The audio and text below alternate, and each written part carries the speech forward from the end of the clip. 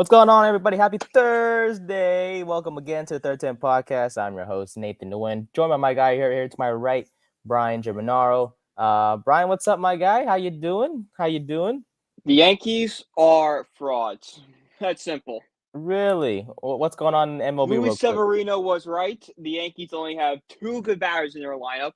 Everyone else sucks. And as you saw last night, the New York Mets kicked the crap out of the New York Yankees in this Subway Series with a dominating 12-3 win.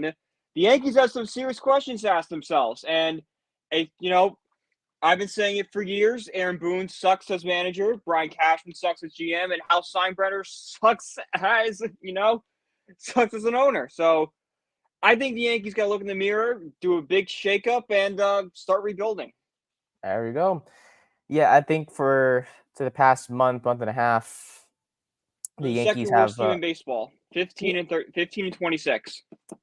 it seems like the Mets and Yankees kind of just switch bodies. They did. Yeah, I'm very much enjoying it.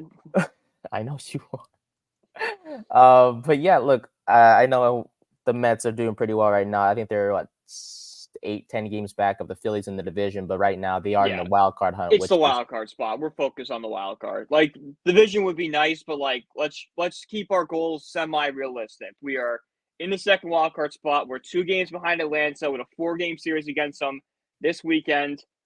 Let's go beat up on Atlanta and get that first wild card spot. there we go. Well, regardless, we got a fun episode for you guys lined up today. We'll probably talk some baseball later on as well. But first off, we're going to discuss the fourth episode of Hard Knocks, wrapped up or released on Tuesday, and I watched it Tuesday. I'm sure Brian did as well. So we'll talk about that and our takeaways from our beloved Giants, who got into more of the pre-draft process in the new episode. So we'll talk about that as well. Giants training camp kicked off yesterday in terms of the first practice of training camp. So the team took the field for 11 on 11. We saw Daniel Jones for the first time. A little rusty, and we'll also talk about today as training camp day 2 wrapped up just now as well. And yeah, we'll talk about the Madden 25 trailer that came out not too long ago. We'll do a little reaction video that will be exclusive on YouTube. So if you guys want that, make sure to watch the YouTube version because this will not be in the audio version of this podcast. And yeah, we'll do that. And then we'll talk about the top 100 players in the NFL. And then we'll some fun questions towards the end of the show, like we usually always do. Alrighty, first up, look, as the month of July comes to an end, which came and went pretty fast, I should say. Yeah. So was Hard Knocks, unfortunately. And look, episode 4 was outstanding, right? But it's kind of bittersweet because, like, I wish the days would go. I wish they had more episodes. Is probably the better way to say it, you know. But we're stuck with 5 episodes for the whole month, and then they transitioned to the regular training camp version of Hard Knocks, which is the Chicago Bears. Yes, the Bears. Williams. Yep. They'll be featured there, so I'll be watching that obviously. But you know, these are our Giants, so it's kind of sucks to say like, dang, you know, I kind of want to. We're all familiar with these players, like we'll go to the Bears one and we'll like it, we'll fall in love with people, but like the Giants is different because like you feel like an expert, like, oh, I know that guy, I know that guy, I know that guy. Now you're kind of seeing like behind the scenes of them. They're not just like this imaginary person you talk about all the time. It's this is a real person with a real family. Like we see with Joe Schoen having his son come in and trying to get Jane Daniels on the Giants. And it's like we get to see him from it's not just us Giants fans that we get to see him. Everyone in the world or in the country, for that matter, gets to see our guys, and it's like we don't usually get this type of attention, from a team perspective. So, of course, we have the games, right, where sometimes as the Giants have some national TV games this upcoming season, but in terms of like getting an in-depth look into the front office, into management, this doesn't come, regularly. So what I'm trying to say is I'm kind of sad that it's ending, but yeah, I just noticed your little headline as Lindor for MVP. I promise we'll get back to that. I promise. Yeah. But let's start with you, man. What did you take away from episode 4? Any interesting facts? I'm sure there were, but what do you got for me? Yeah, I mean, I think the most interesting part of this episode was all the different avenues that Joe Schoen had open. Like We had a deal in place with the Chicago Bears to move back to 9. We had a deal with the Cardinals to go up to 4. We had a deal with the Chargers to go up to 5. So we had all these different options that we didn't really hear about. And Joe Schoen's like, okay, if this happens, then we're going like, if Malik Neighbors and Harrison are gone, we're trading back to 9. If Drake May is there at 4, we're going up to 4. Stuff like that. Stuff that you probably happens to every single team in the league, and we just don't hear about. So really cool seeing that there are trades in place long before the draft come that never come to fruition because of the way it plays out. Yeah, I know Chicago. That was you said Chicago, right? Am I mistaken? No, you said Yeah, it was. yeah. We would have gone back to 9 and gotten a 3rd and a 4th from them too for There we the go. 6th, and I think we would have sent them like a 5th. Yeah, and because that was a great point because I wanted to mention how like as a general manager of the NFL that Shane is, we as fans kind of struggle to understand how kind of stressful it is because you have to consider all the scenarios, and it's not just Shane, it's all the other 31 GMs, right? That have Mm-hmm. to think about different scenarios. Even the number one team, with or the best team in the NFL, right? If they have a first round pick, they still have to think about what they want to do with their pick. Yeah. Even the Chicago What Bears need with the what need do we need to fill? Like, do we have to go up and get one of them? Like, can we trade back and just go on 2nd round picks and get more mid round guys? It's all stuff that to deal about. yeah, and especially look at the Chicago Bears, right? Even though they did have picks 1 and 9, of course, there's still teams trying to call up to number one. There's teams that called up for their ninth overall pick too. So, you bring up the Giants possibly trading back, which I said as my last statement before the draft. Whatever Joe Schoen decides to do with the draft this year, I am okay with it. I'm glad he stayed at 6 to get Malik Neighbors, but Yes. that possibility of if Neighbors and obviously Marvin Harrison Jr., who went number 4 to the Arizona Cardinals, if they were both off the board by 6, that I would have thought that they would have got Romo Dunze at 6 if that possibility went there, but looking They're going looking back at to it. 9. Exactly, because looking back at it, like you mentioned, Chicago wanted to jump up to 6 and to get a tackle, which would have been Joe Alt. 7, Tennessee would have still got Latham. 8, they thought that the Falcons were likely going to get an edge rusher. They did get Michael Penix at the end of the day, but regardless, they would have not have been a threat in terms of what the Giants wanted to do with the 9th pick if they were able to trade for that pick as well, or to execute that trade to trade back. But it was Romo Dunze or it was Brock Bowers.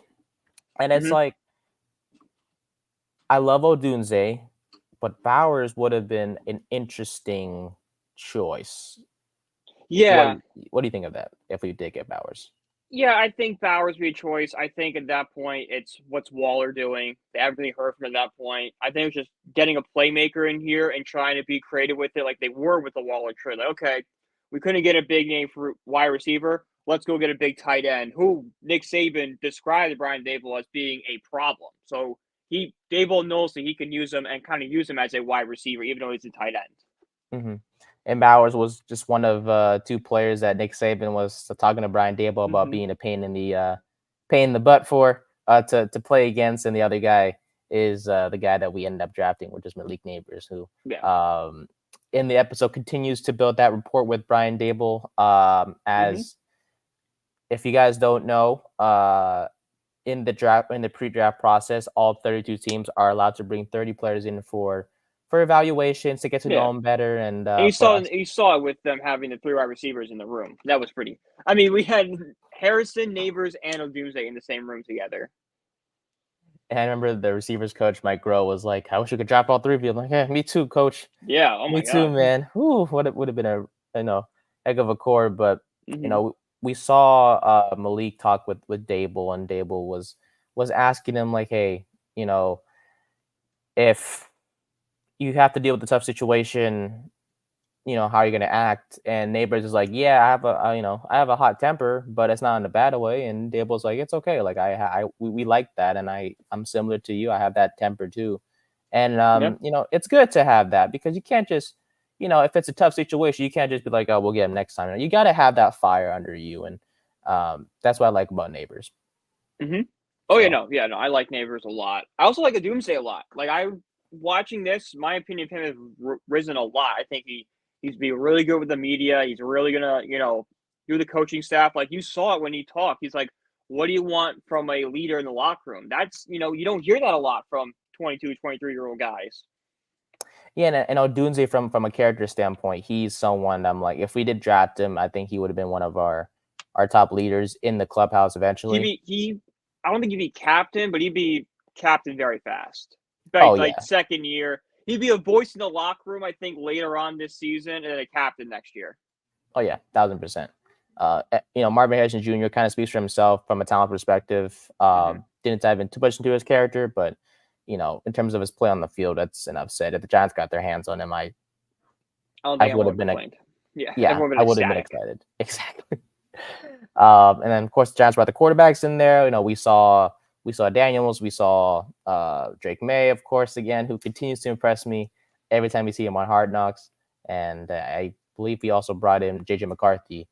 And Yes. we'll dive into that right now because although JJ McCarthy may be every woman's favorite quarterback to look at, the Giants were never interested. I mean, Mm-mm. they were, but they never had him on their board. They kick the tires is what I like to say with Nate. They're not with JJ McCarthy. Like we'll bring them in, we'll see what we like, and then they did kind of report they brought in, and then they just didn't like. Not they didn't like what they saw, but they realized there are better options out there for where we are. We can go get a better quarterback in May or James Daniels. We can go get a wide receiver one for Daniel Jones and Marvin Harrison or Malik Neighbors or Doomsday or Bowers, and we trade back, get more draft picks. We can fill this roster more. I think they saw JJ McCarthy goes, okay, yeah, he might be good, but he won't fit where we are. There's a big story in this show about getting the most value out of your position, whether it's value for signing a guy or picking a guy. And they made a decision that McCarthy doesn't have the most value picking him at 6 or picking him in the top 10, which I happen to agree with. Yeah. It was to the point where scouts had him like I don't know, as a round 2 talent, but because of his play at Because he won a Michigan. lot and won a national championship, he kind of gets inflated, gets overrated. Like, okay, yeah, like he's not the most talented guy, but he just wins everywhere. So like bring that kind of, person into an environment like that can propel winning. Plus, he played in a pro style offense at Michigan, Mm-hmm. and yada yada yada. So it's And like, he's so young that he can be molded into what teams want. Like, all right, yeah, but like at the end of the day, we have to look at the talent on the field and what this guy puts on tape. And if you watch him on tape, not a first round quarterback. I'm sorry. hmm and then when it came to the whole quarterback conversation perspective of if the Giants felt okay with trading up for Jane and Daniels, Brian Dable was like, yeah, let's do it. If it came to trading up for Drake May, the Giants were like, yeah, let's do that too. But you could tell that Jaden Daniels was a favorite of Dable. Mm-hmm. It seems like he loves his LSU. Yeah, He loves LSU guys with Neighbors and it's and not a uh, bad Jaden spot to Daniels. get guys from. Oh, 100% no. To the point where Dable was like, "Do you want to be here in New York?" And Daniels like, "Yeah." And he's like, "You got my place?" And he's like, "Yeah." I'm like, "Okay." Dang, he really liked Jaden Daniels, but Mm-hmm.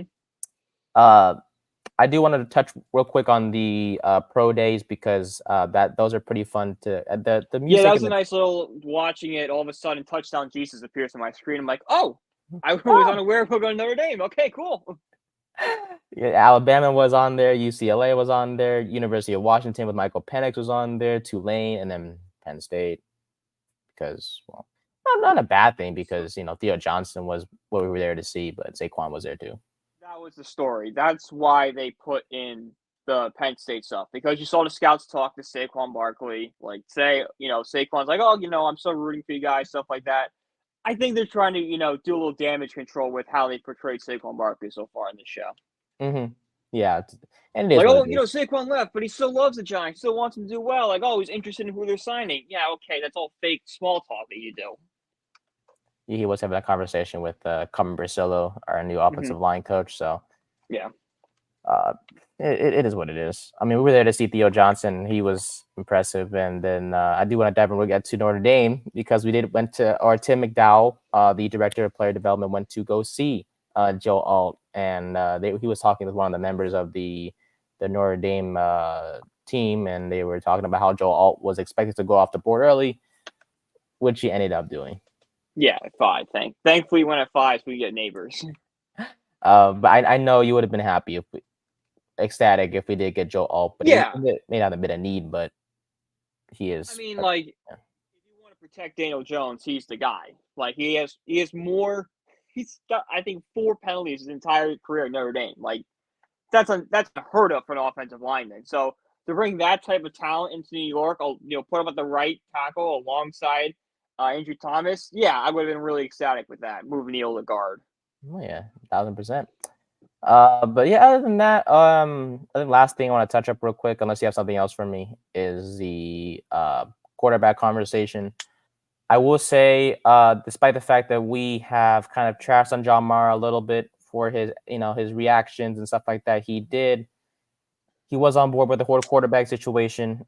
He was speaking with Brandon Brown, our assistant GM. He spoke with Joe Schoen about trying to get a deal for a quarterback, and Mara was like, look, if we pull off a deal, I'm going to have palpitations. But, he understands. He was talking about how 20 years ago, the Giants pulled off that big trade that brought Eli to this team. And look what happened, 2 Super Bowls. Which is crazy. That's 20 years ago. I know. Time just goes by fast, dude. And yeah. we kind of forget about that we did make a big trade to land someone like that. And, the opportunity did present himself this year because we did have, the 6th overall pick this year. So, the Giants were in striking distance, but Joe Schoen knew as much as they wanted a QB, if it took a blockbuster trade, like I'm sure you remember, but there was a trade for that running back, Ricky Williams, back in the day. Yes, the Ricky Williams that was that big trade. Mike Ditka traded the entire draft class and then some for Ricky Williams. So if the Giants did something like that, that would have kind of ended things. But at the end of the day, it would have Joe Schoen fired. Yeah, and it would have to have worked out. The quarterback worked out, but he would be fired. Exactly, it would have had to work out, but unfortunately, that's like your job's in the hot seat. You just throw a Hail Mary and just hope you catch lightning in the bottle. Oh yeah. So he couldn't get a deal done with the Patriots. Yeah, Patriots are pretty quick with that. Like, he called them, I think, and we don't know how many phone calls they had. They have a deal in place. But no, he called them once, and they're like, no, it's going to take, like, a haul to move from 3. We want to stay here at 3. So, like, it didn't portray itself as the bidding war that the rumors played it out to be. Mm-hmm. Well, other than that, yeah, deal couldn't get done, as we all know. At least Joe Schoen tried. It was clear that we wanted to trade up for a quarterback, and Daniel Jones knew that too. And Joe Schoen was like, "Hey, we got to explore everything. You've dealt with injuries the past couple of years, and we gotta do what's best for the organization. If we don't get one, we're gonna try to build for you or help you get weapons for you. If not, it is what it is." But any other takeaways, buddy? Because I think that's kind of pretty much it on my end. That pretty much covers it on my end too. Like, I know people are making a big story out of, like, his son wanting Jaden Daniels. That's a nothing. Like, everyone, yeah, he asked his son, but, like, oh well, cool. That's what my son wants. You know what my son doesn't do? He's not a general manager in the NFL. His son is a smart kid, though. I tell you that. Oh, he's a smart kid. I want a Jaden Daniels. I'll admit that right now. If the possibility was there to trade up and get Jaden Daniels, I would have said take it. But like, every news source, like, Joe Schoen's kid wanted Jaden Daniels. Okay, cool. Yeah, I thought it was such a throwaway, like, scene. Like, all right, you're just building Shane up as a family guy. Like, oh, he does have a life outside of football. That's all that scene was. I don't really get why we dealt so deep into it. Yeah, like, his kid can't make a suggestion. Like, let him. His dad is the GM of the Giants. Let him have some fun, man. I mean, sure. And the daughter said JJ McCarthy. Like, it's all for fun. And his youngest daughter, he wrote out 3 names. Like, all right, which one do you want? And he's clearly just having fun with his kids. That's what he's doing. It's not a rumor, nothing. It's literally, don't take any of that seriously. Exactly. Let it be. Like, he's under a lot of stress. with the whole pre-draft process, and his kids went to see him at work. Let it be. So, um, it is what it is, dude. But Yeah. I love the family time. I mean, we've only seen the family a couple times in the show, but when we have seen them, they've all been a treat to watch. And Yeah. yeah, it's clear that Joe Schoen has a heck of a family. So, well, that was fun. Episode 5 comes out next Tuesday. So, unfortunately, next Thursday we'll be talking about the last episode of Hard Knocks, and we'll move forward as next Thursday is also the Hall of Fame game. So, kind of when one thing ends, another good thing kind of replaces that, which is the start of the NFL preseason. So, we'll definitely, uh, get our feet into some division previews, which I did promise last week. We were gonna start this week, but plan to change. So next week, division previews, promise. So, all right. Let's see. We got that over with. Let's see. What should we discuss next? Oh, right. So training camp. Yay. Day 1 was bad. It was bad. Yeah. Have you been able to see the press conference that Dable and Shane? I did not. I missed that one. How'd Okay. that go? Yeah, it was pretty good. I'll just run a few things by you, some takeaways, and I'll get your Yeah. thoughts on it because I've watched it last night. Uh, One thing, well, actually, the first thing that we're asked about was, you guessed it, Evan Neal, who is still on the sidelines and whatnot. His future was asked about, and the Giants were like, "Oh yeah," or Shane and Dable were like, "He's got to get healthy, focus on the day-by-day stuff." Yeah, he's not far from getting back on the field, but in terms of giving him that right tackle spot, there's just no clear answer. And it's like, okay, they put Jermaine Eluemunor yesterday at right tackle. He's okay, by the way. He's fine. He's healthy. He's okay. Some bruised ribs. So he had a rough night sleeping, but he's okay. Yeah, like he's fine. But someone asked them about putting him at guard, and they were like, "We don't know." And it's like, we really don't get anything from this team at all. No. Which it's fine. Like, it's fine not getting anything from them because I kind of like the secrecy and keeping stuff under wraps. I don't want my general manager and my head coach coming out here and saying everything they're going to do right before it happens. I think that's a really bad way. I like the secrecy, leaving other teams in the dark, questioning things, not getting a straight answer. That I think is a good way and shows signs of a good run organization. Yeah, and it's like, I understand. I love Evan Neal. I do. I know he hasn't been the best, but at the same time, it's like we have to understand that he hasn't played to the level that we need him to be. We brought in competition in Eluemunor who can play tackle or guard. If we put Eluemunor at tackle, we're going to be okay at guard because we're still waiting on Greg Van Roten, who did have a positive meeting with the Giants back on Monday, from what reports say. And even if we don't, there's still Aaron Stinney, who the Giants also said, yeah, we're going to put him at left guard for now. And that will be revisited throughout camp. So, yeah. This is a time to experiment. This is a time to put players in positions they're not used to or new with. This is the time to do it. Camp. It's the first week of camp. Everyone's kind of rusty and getting back into it. Let's see what these guys can do.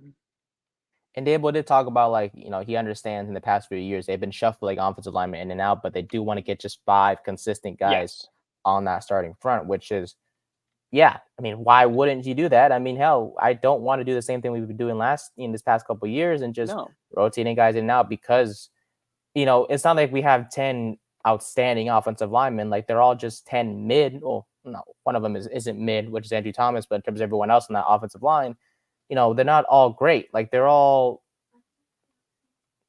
from a talent perspective separate from one another. So it's like, hey, let's try to get 5 guys. And it doesn't build rhythm. Like, if you have 5 guys week in and week out, rhythm and consistency and kind of knowing how each other play, that, increases and it makes the line better. If we're constantly playing musical chairs, there's no rhythm. There's no chemistry between these guys. And it makes the line worse. It makes it more dysfunctional. So yeah, I mean, it is what it is in terms of that. But I do feel like right now the offensive line that's starting right now in terms of activities at camp. It's Thomas, Stinney, John Michael Schmitz, John Runyon, and Germinaro, and I'm perfectly fine with heading into um, honestly the preseason with that if Evan Neal Yeah. isn't healthy, because it seems like even though the Giants did say that he was close to coming back. From what we know right now, Neal has been mostly working on the sidelines by himself. So I'm going to need to see Neal needs to be at least one preseason game. We need to see Neal play before the games actually matter. We need to see what his skill set is and what improvements has he made this offseason. mm-hmm. Yeah, so the Giants or Shane and Dable were also asked about the secondary in terms of the competition there. Same thing with the offensive line letting it play out. A Hard Knocks question came about as well in terms of the Daniel Jones quarterback thing and how the Giants were looking into getting a quarterback. And Josh Allen was like, "Yeah, look, we didn't know he was going to be healthy. This guy is 8 months off ACL injury, and we wanted to do what was best for the organization." So, and he was asked, or Joe Schoen was asked, was like, you didn't give him the 5th year option when you first came in, knowing what could happen this season, because there's no guarantee that he'll be on the roster next year. So he was asked, like, do you think Jones will have that incentive or fire under him? And Joe Schoen's like, well, these are professional athletes. Like, they're supposed to have a fire under them no matter what, because at the end of the day, if we think about it, they're just trying to win a championship. And if you don't have that fire under you, then why are you here? Why are you playing this game of football? Yeah. So yeah, I think oh yeah, and Brian Dable still will have the walkie-talkie for the rest of camp. Love it. Love it. Love it. Calling the plays. No offense to Mike Kafka, but you need the guy who made the playbook calling the plays. That's simple. Yeah. I love Kafka. I mean, I don't mind Kafka, but I do prefer Dable calling the plays. Yeah, you can't judge anything on Kafka because it's not his playbook. He's basically just a puppet for Dable right now. Like, it's not. There's nothing you can do to judge him or his work. If we fire Kafka, Jones is still going to use the same offensive system because it's Dable. He's just going to bring in another puppet to call it for him. Mm-hmm. Yeah. So I will say one last thing that kind of stood out for me was the free agency stuff in terms of the Brian Burns situation, because Joe Schoen was asked about that. And actually, so I want to get your thoughts on this, because Sunday night before free agency started, it was revealed by Joe Schoen that he was talking with Dan Morgan around 6 p.m. Eastern time and they agreed that they were close enough on draft compensation. And the Panthers GM, which is Dan Morgan, he was like, okay, go ahead and call Brian Burns' agent to get a contract done. So it was actually these two guys that are part of Giants management. Their names are Kevin Abrams and Ed Triggs. Shout out to them. They stood up until 1 a.m. and 3 a.m. Eastern time to get a contract done. And Joe Schoen was like, I wish that Hard Knocks was able to show that, because they didn't show that during the show. But he gave credit to both guys to work hard on a contract. And once that contract was done, it was back to the whole draft compensation, because I guess, as we know, Dan Morgan wanted a little bit more for Burns, which was a 7th round pick that he wanted included, but that made no sense. So no, it didn't. But you got to give credit to Triggs and Kevin, because these guys are working hard, man. It's kind of crazy how they stay up this late. You don't think about that stuff. Like, they're working till 3 a.m. behind the scenes. It's not a 9 to 5. It's an all day, all night thing. If you're working in an NFL front office, it's your full time thing. I don't care if it's 3 a.m. I don't care if it's 3 p.m. You're working. You're doing something to make the team better. Yeah, these are night owls, man. There's nothing wrong being a night owl, I tell you. And it's impressive to see these guys work as hard as they do to get things like this done. And shout out to those two, man. Staying up late and getting Brian Burns and the Giants, who I'm very excited to watch. I know you are too, my guy. So, oh yeah, can't wait. And then one minor but also pretty big topic to see from a non-football related standpoint was Brian Dable, who looks absolutely phenomenal. Oh, he looks great, dude. I want to see him do the 40-yard dash now, because he might be able to break that record. Oh, I know in the show he was like he could break a 7 40-yard dash. Oh, he can definitely break a 7. I could argue a 6 if I felt I do feel confident he could break a 6 second 40-yard dash. And he looks great. I mean, his weight has Looks like a completely different person, which is good. I mean, awesome for him. I always want to see stuff like that. That's great. Yeah. And I think he was what's up? Joe Schoen was actually on the Up and Adams show today, and I love Kay Adams. She's absolutely phenomenal. One of the few female NFL analysts out there that knows ball. I mean, they all know ball, but Kay Adams is the best of the Kay best. Adams crushes it though. She's the standard everyone should live up to. 100%. And she actually spoke with Joe Schoen today. I didn't even know that she was interviewing Joe Schoen today. And it was a fun clip that I have right now. She was actually talking to Shane about Brian Dable and his weight history and what Dable has been doing. And well, Joe Schoen had an answer for him, and here it is. We typically do like a weight loss challenge in the office in the spring, and he's been part of that. So hopefully he can keep it up. But what he is fell in love with over the last probably 3 or 4 weeks is Pilates. So yeah, he's doing Pilates. The first week and a half, he was dying, like he could barely move. But now I think after sticking with it for a couple of weeks, he's addicted. I needed the Hard Knocks cameras on that. Y'all failed me at NFL Films. That's what we needed. Yeah, I mean, Kay Adams nailed it. They 100% failed it. I needed a camera on Brian Dable doing Pilates ASAP. Like I could watch a full Hard Knocks documentary about Brian Dable doing Pilates. I would have wanted to watch that too. Like honestly, it's just from Dable coming to the Giants the way he looked like to where he is right now, definitely just two different people. He looks great, dude. And I know he does.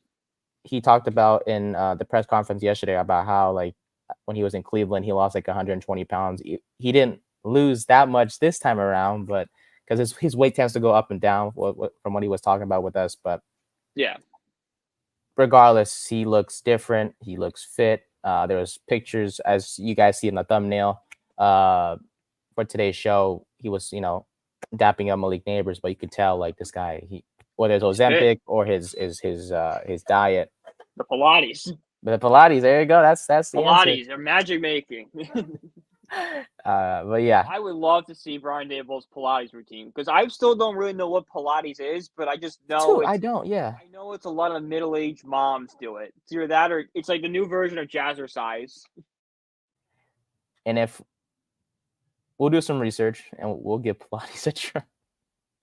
Welcome to the 3rd and 10 podcast. Today's our Pilates challenge. We're doing Pilates. Well, if history tells me right, any sort of exercise like that is not good for me. I remember I ran freshman track and we had yoga day. I almost hurt myself more doing yoga than any time running and track practice. And we ran in the 20-degree weather. Oh, shoot. Well, I think the worst workout I ever done was, let's see. Okay, so football practice, I think someone stole something from one of our coaches. Oh, great. And no one wanted to confess. So we had to do what was called the Big Nasty. And I had a friend of mine who I talked about this. He's one of my former teammates. His name is Eric. Shout out to Eric, one of the team's best receivers. He actually came up with the nickname Nate Dogg for me, and that's how I was known by the whole team. You have to understand, by the way, I was a backup to the backup.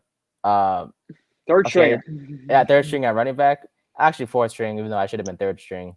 Not that it made a difference, but so I was talking with them about this Big Nasty. So what this Big Nasty is that, keep in mind the weather is hot. This is turf. So the Big Nasty consists of a few workouts. One of them is bear crawls. Okay, so no gloves, hand on the turf, bear crawling. I would say all 100 yards. So there and back, and then barrel roll. So you're rolling 100 yards and then rolling all the way back.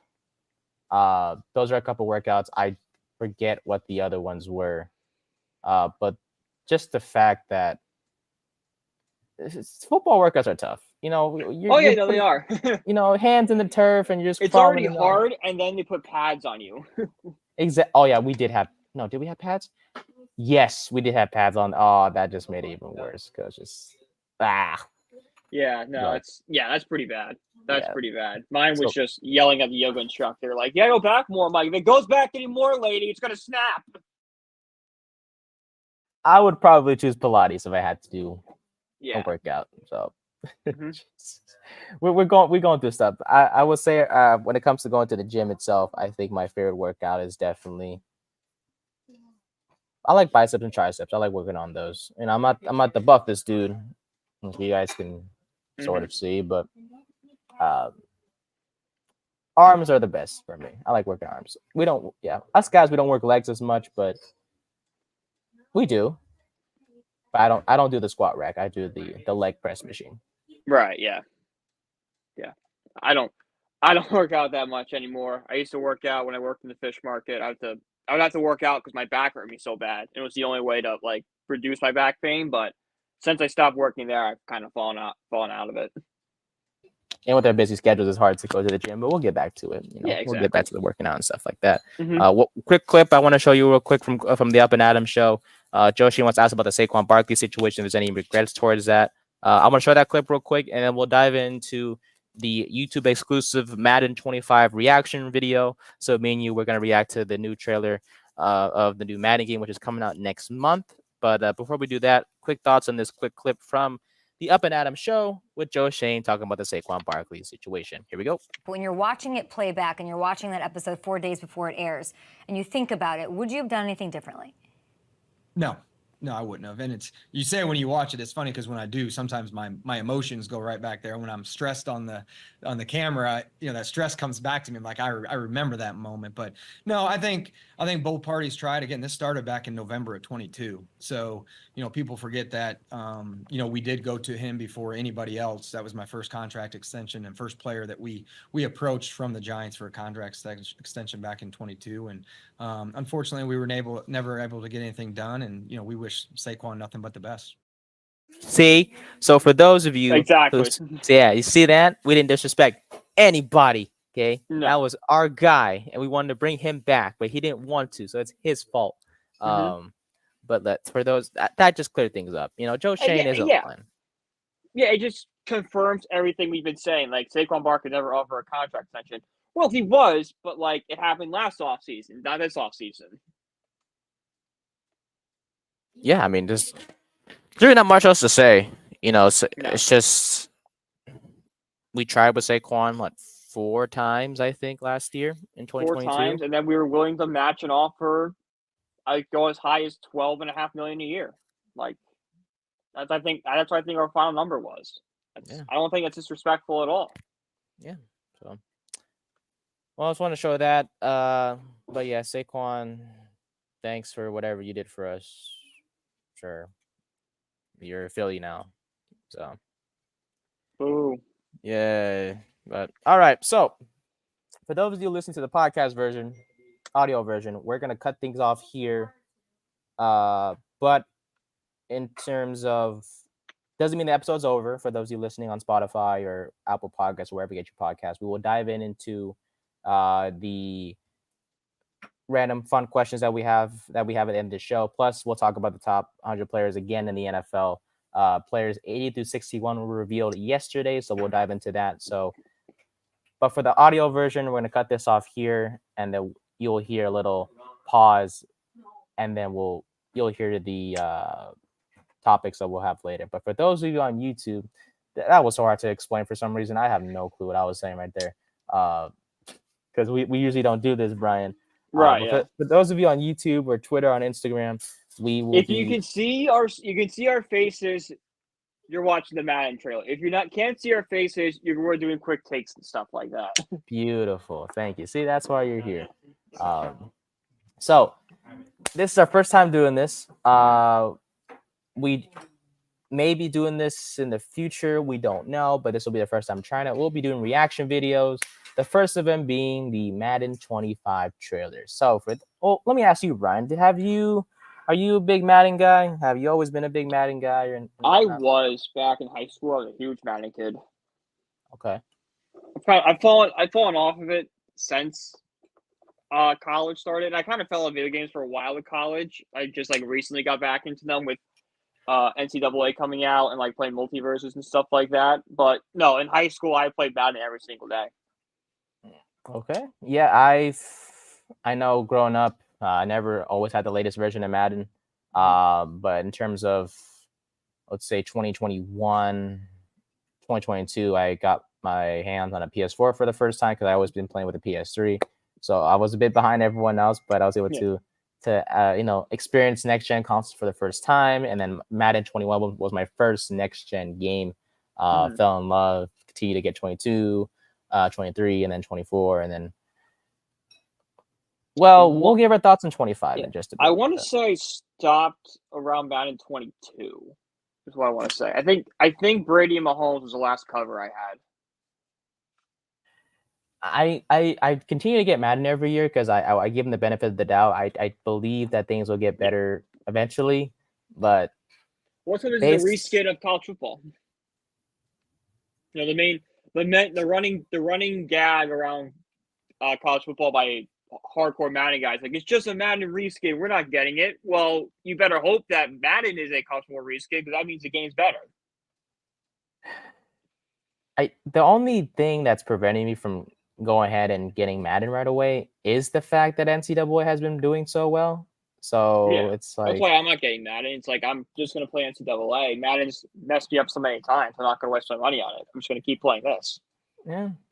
But then again, maybe this trailer will surprise us. Maybe. Yeah. I didn't really get a good look at it, so this is kind of our first time watching it. But for those of you watching along with this, feel free to drop your opinions and comments and whatnot in the comment section. So without further ado, this is a 6-minute trailer.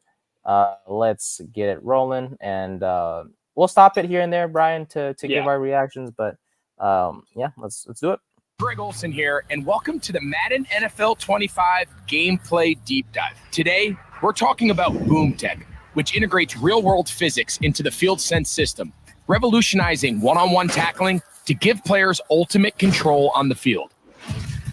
Physics-based gameplay in Madden 25 delivers an all-new tackling system, improved ball carrier balance logic, and a reloaded timing-based hit stick, delivering increased gameplay variety and authentic physical outcomes. You're muted. If that happens to me, I'm throwing my controller. I'm sorry. Yeah, I was gonna say. No. By the way, Boom Tech, like, we couldn't come up with a better name. Like, Boom Tech sounds like a preschooler came up with that. Like, all right, you put a word in front of the word tech. They're trying to get creative, man. It's ridiculous. Oh yeah, if that happens to me, I'm throwing it. But I mean, it's understandable. I mean, it's so realistic. When you get hit really hard, you lose the ball and it pops up in the air. But I guess not that bad of a start. I guess. No. Yeah, we like it. All right, here we go. A physics-driven tackle in Madden 25 consists of 3 unique stages: pre-impact, impact, and post-impact. That's right. Michael Parsons, you hit that guy. You dang right. Yes, sir. You hit Saquon with that. All right. Anyways. Yeah, by a truck. Look at his As face. a result, No idea what happened. Of the physics behind each one-on-one tackle, the same tackle start animation can produce countless results based on the factors like the combined momentum of the players, the angle of impact, weight, speed, strength, and player ratings. As the defender initiates a hit, you'll see the ball carrier anticipate the incoming defender and brace for contact. Here, the player still has complete control to change direction or perform a skill move like a juke, truck, or stiff arm, which affects the point of impact and resulting action. Upon impact, the system considers various factors like timing, momentum, weight, speed, strength, and player ratings to determine the power and direction of the tackle. A smaller defender, like a deep. This game, okay, I like it. But if Deuce Vaughn of the Cowboys, who's like 5'5", 6', 180, breaks Bobby, if he breaks Bobby Okerke's tackle, that's not physics. I expect Okerke to not only smash the guy, but force a fumble. Because ain't no way Deuce Vaughn. I want people to run when they look at comparisons to Bobby Okerke tackling Deuce Vaughn. It's going to be like WWE throwing guys off the top rope type stuff. That's what I want to see from Bio Character. I don't want to see Deuce Vaughn breaking tackles. Oh yeah. Okay, but I do like it. I do understand. They're trying to make it more realistic, which is a positive. But This feels like physics class, and I didn't like that. yeah. Be in the secondary, or a player with less momentum may struggle to stop a strong runner who can deflect contact and gain extra yards. On the other hand, a bigger defender will stop a smaller ball carrier in their tracks, with little to no forward. You don't say. You don't say. You would think so. If the guy's bigger than the other guy, you'd smash him to the ground. Come on, Madden. Wow, it's almost like Sir Isaac Newton's 3 laws of motion. Met with an equal and opposite force. Yeah, big guy hits small guy loses. We really cracked the case on this one. They finally figured it out. Scientist on this. They finally figured That this out. spent probably $1 million trying to figure that one out. Oh man, they try to make the simplest thing look complex. Like we've been knowing this, guys. Come on now. A 2-year-old could tell you that. 2-year-old runs to a wall. Oh, okay, the big object stopped me. It's like, oh, okay.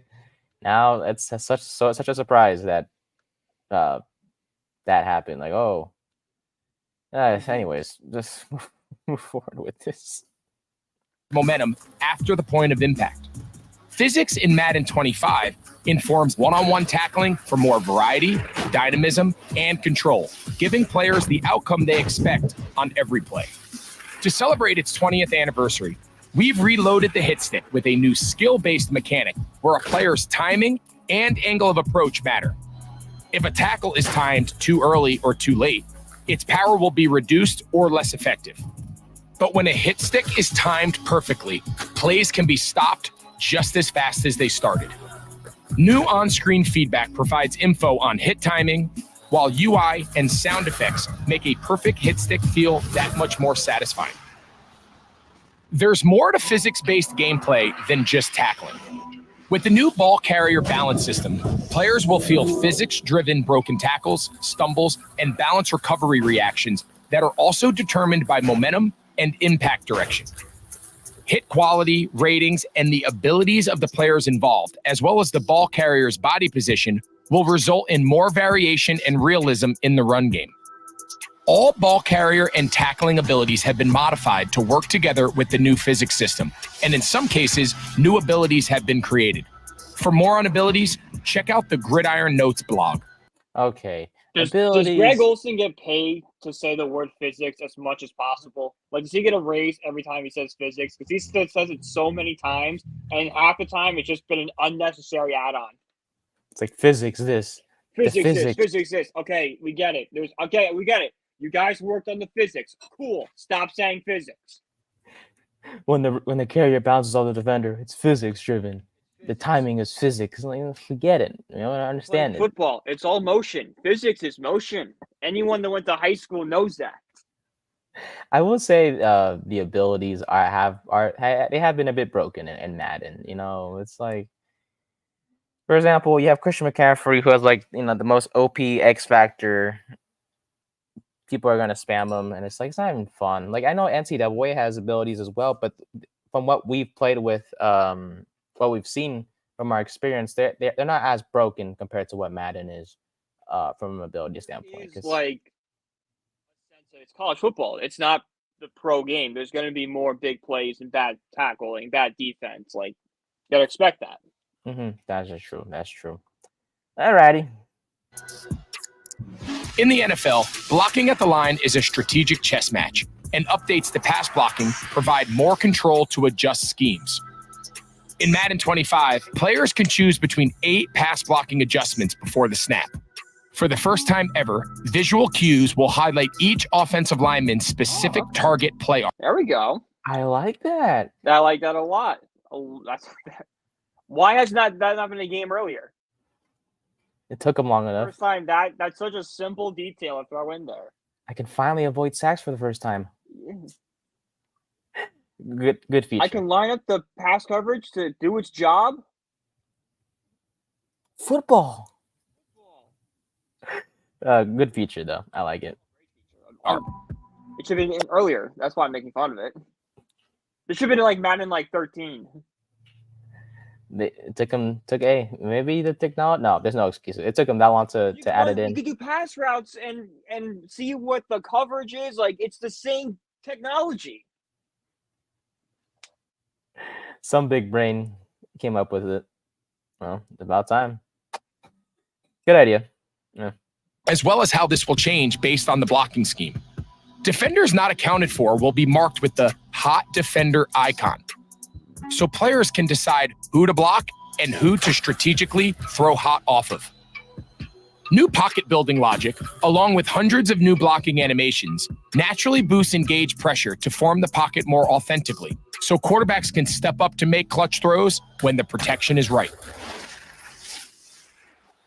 Madden 25 introduces brand new catching mechanics and animations that deliver more control at the catch point, more catching variety, and the ability to combine catch types together. Pull off amazing... No. Physics. No. That is physically impossible. No. Who's number one? No. Hold on. Buffalo Bills depth chart. Samuel, Keon Coleman. No way it's Samuel, Coleman. I'm actually done with this trailer. I feel like it's Curtis. Turn this off. It's Curtis. No. Curtis Samuel's not making that catch. This ain't physics, my boy. This is unrealism and unrealistic. He's out the window with this one. This reminds me of Madden, 16 when Odell was on the cover, and like anytime you threw like a lob pass downfield, it was an automatic one-handed catch. It was like the dumbest thing you've ever seen. Like, got some 6th-round pick, he drafted that off Northwestern, making that catch. Like, dude, you can't do that. I expect this defender right here, number 31, to knock the ball out of his hands. That's all I'm saying. He's not going to. He's gonna what? He's gonna catch it, pull it in, and run for a touchdown. I guarantee it. Let's see if you're right. One-hand grabs with the all-new spectacular catch button. He's bringing it in. And that was him bringing it in. Get out of here, Madden. Once again, not realistic because Curtis Samuel doesn't even get a hand on that ball.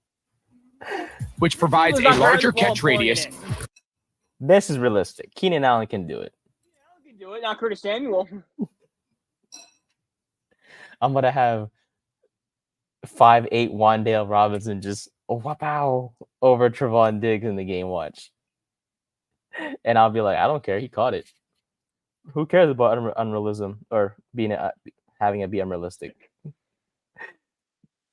But also increases the chance of a drop or pass breakup.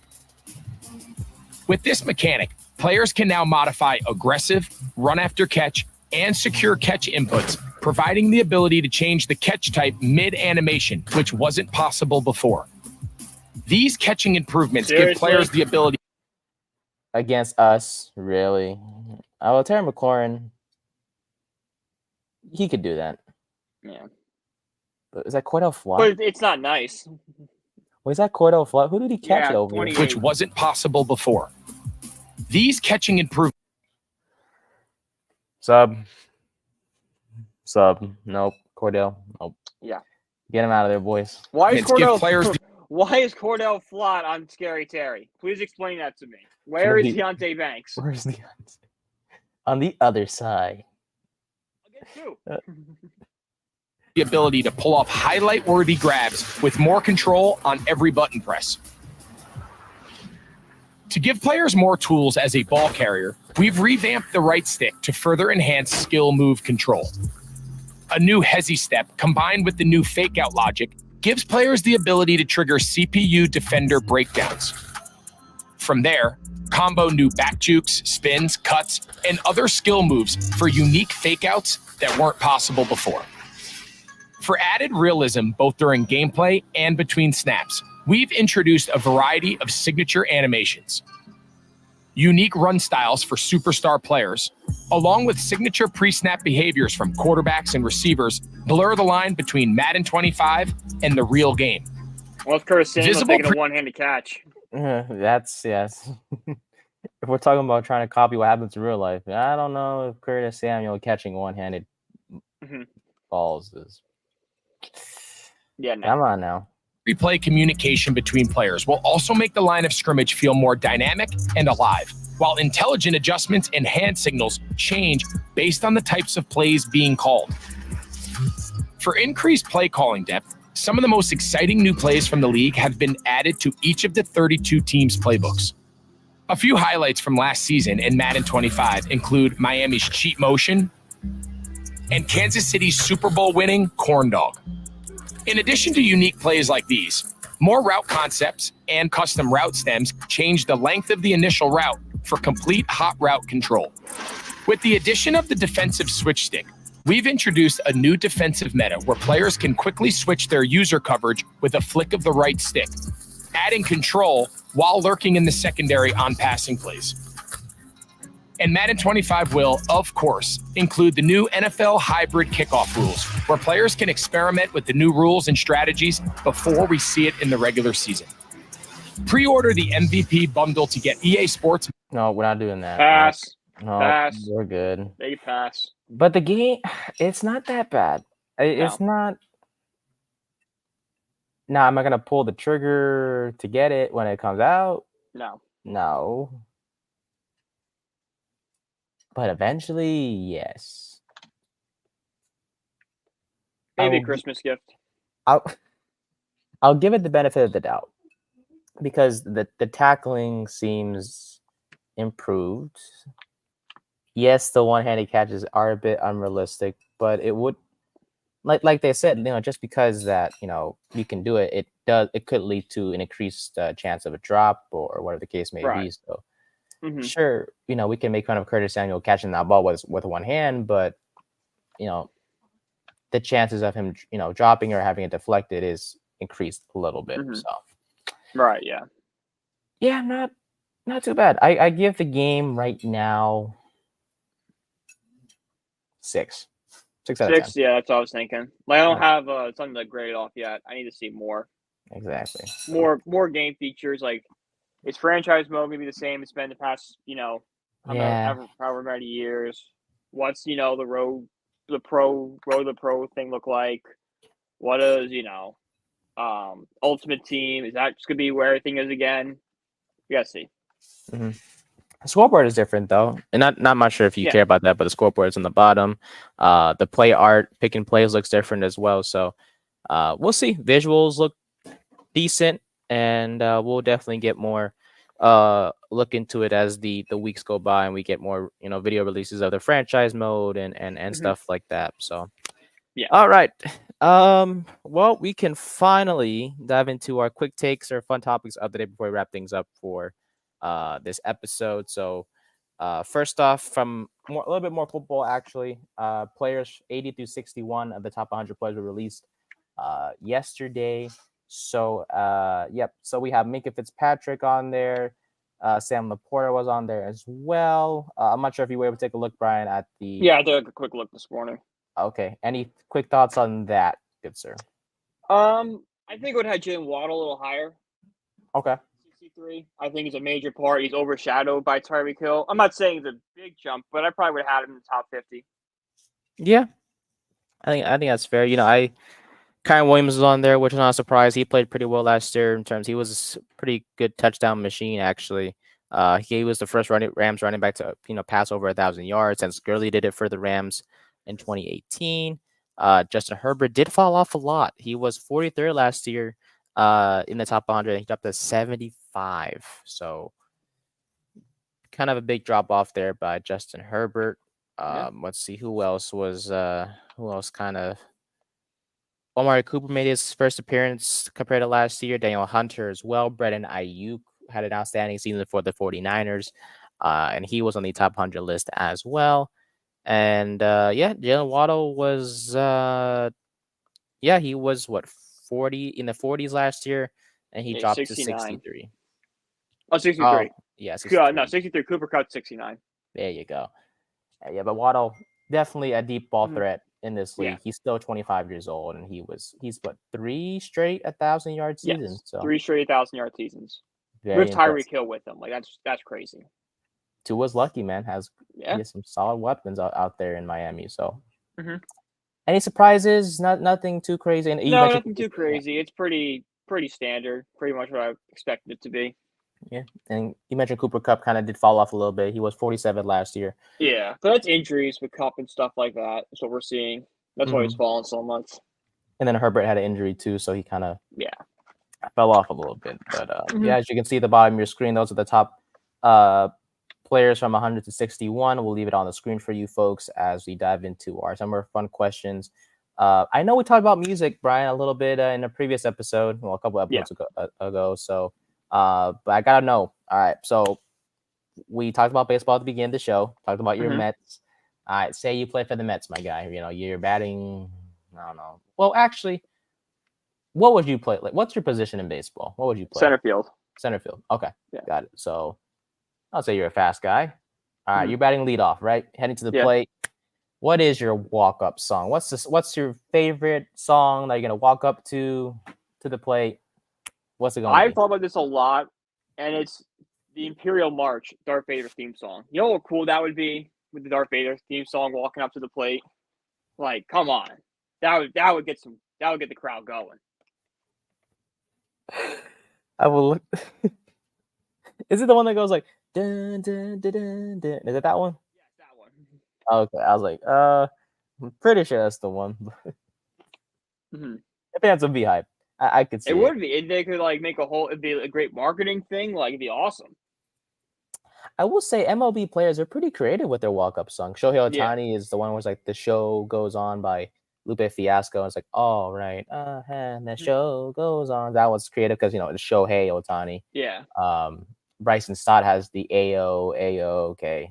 That's the other song that he has as his walk-up song.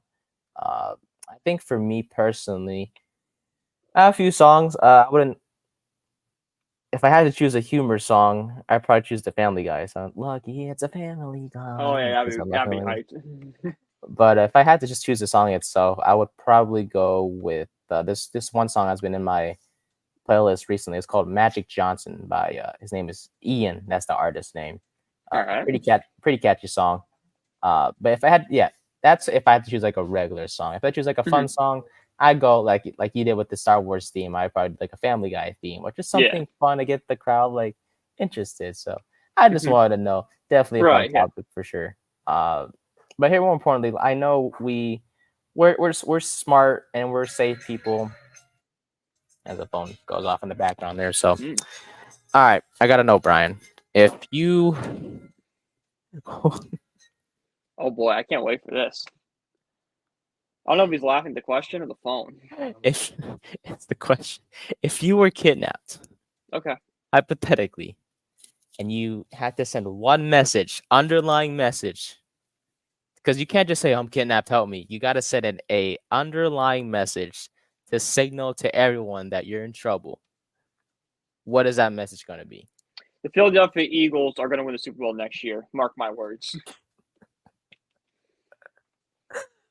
Oh, They get Steel Team 6 after you at that point. Like, crap.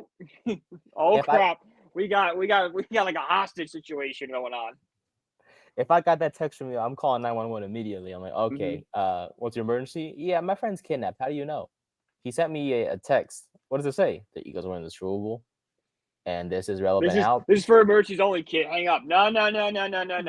It is an emergency. Trust me. This guy does not like Philadelphia. He is in trouble. Send the SWAT team. That's how bad it is.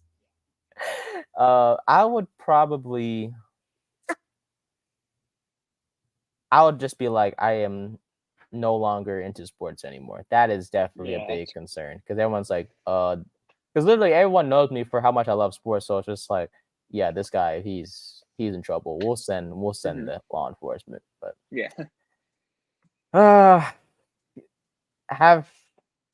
it is scary though. Seriously, the whole kidnapping stuff. I will say that. Oh yeah, but it is. It really is. But hey, one call, one text to let the world know. That's what we're saying. It is. And then I was talking with a friend yesterday, or what's it called?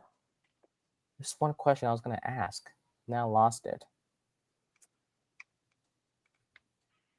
Never mind. Well, it is what it is.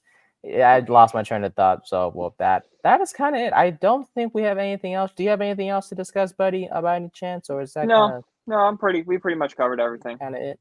But all right. So to wrap things up, next week we'll start our division previews. We will start with, I want to say, the NFC East for last because that's our team. Yeah. We'll Go go AFC East.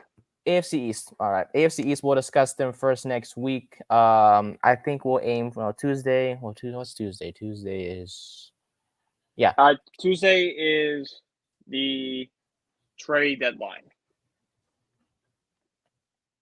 Oh, Yeah. right.